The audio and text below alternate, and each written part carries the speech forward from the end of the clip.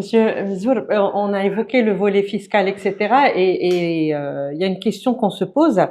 Aujourd'hui, donc dans quelques semaines, ça se compte en semaines avant que on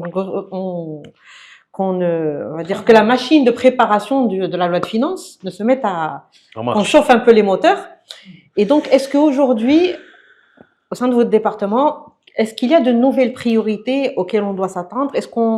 Est-ce qu'il y a des pistes qui ont été esquissées? Tout d'abord, vous savez que le plan de relance industrielle s'est terminé fin 2023 et il vous a pas échappé.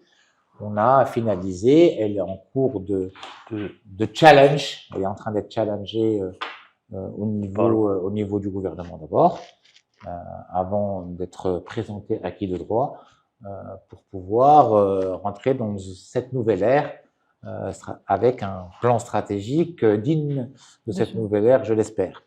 Et bien évidemment, ça constituera les nouvelles priorités qui ont été clairement définies par le message royal.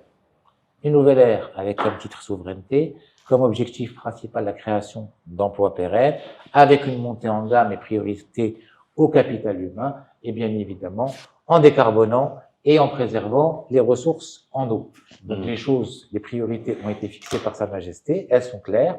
On a essayé de les décliner de manière intéressante avec les changements de paradigme que je vous ai cités.